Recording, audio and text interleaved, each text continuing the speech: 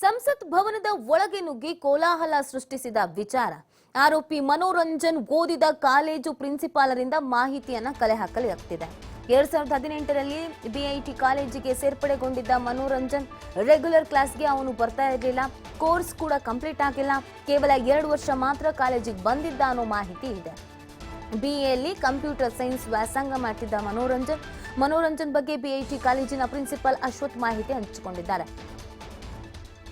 ಇನ್ನು ಏನು ಓದ್ತಾ ಇದ್ದ, ಈತನ ಆಕ್ಟಿವಿಟೀಸ್ ಏನಿತ್ತು, ಇದೆಲ್ಲದರ ಬಗ್ಗೆ ಸಂಪೂರ್ಣವಾದಂತಹ ಮಾಹಿತಿಯನ್ನ ಕಲೆ ಹಾಕಲಾಗ್ತಾ ಇದೆ.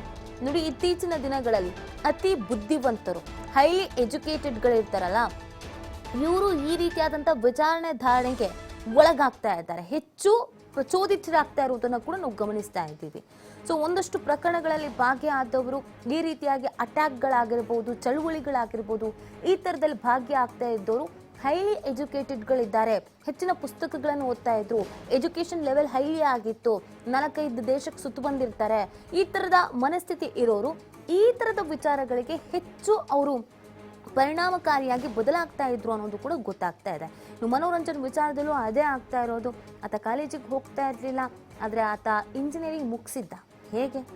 ಹೆಚ್ಚಿನ ಪುಸ್ತಕವನ್ನ ಓದ್ತಾ ಇದ್ದ, ಒಂದಷ್ಟು ಚಳುವಳಿಗಳಲ್ಲಿ ಭಾಗಿಯಾಗಿದ್ದ, ರೈತರ ಪ್ರತಿಭಟನೆ ಸಂದರ್ಭದಲ್ಲಿ ಈತ ದೆಹಲಿಯಲ್ಲಿ ಭಾಗಿಯಾಗಿದ್ದಂತೆ. ಸೊ ಇದೆಲ್ಲದರ ಬಗ್ಗೆ ಮಾಹಿತಿಯನ್ನು ಕಲೆ ಹಾಕುವಾಗ ಅವರ ಕಾಲೇಜಿಗೂ ಕೂಡ ಹೋಗಲಾಗಿದೆ. 2018ರಲ್ಲಿ ಬಿಐಟಿ ಕಾಲೇಜಿಗೆ ಈತ ಸೇರ್ಕೊಳ್ತಾನೆ. ಬಟ್ ರೆಗ್ಯುಲರ್ ಆಗಿ ಹೋಗ್ತಾ ಇದ್ದ ಕಾಲೇಜಿಗೆ ಇಲ್ಲ, 2 ವರ್ಷ ಮಾತ್ರ ಕಾಲೇಜಿಗೆ ಬಂದಿದ್ದ ಅನ್ನುವಂಥ ಮಾಹಿತಿಯನ್ನ ನೀಡಲಾಗ್ತಾ ಇದೆ.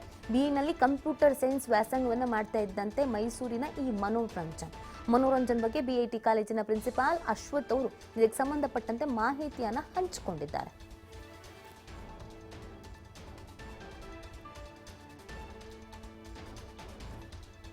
ಈ ಬಗ್ಗೆ ಮಾತನಾಡಲಿಕ್ಕೆ ಸ್ವತಃ ಬಿಐಟಿ ಕಾಲೇಜಿನ ಪ್ರಿನ್ಸಿಪಾಲ್ ಅವರಾದಂತ ಅಶ್ವಥ್ ಅವರೇ ನಮ್ಮ ಜೊತೆ ಲೈನ್ ಅಲ್ಲಿ ಇದ್ದಾರೆ. ಸರ್ ನಮಸ್ತೆ. ನಮಸ್ತೆ ಮೇಡಮ್.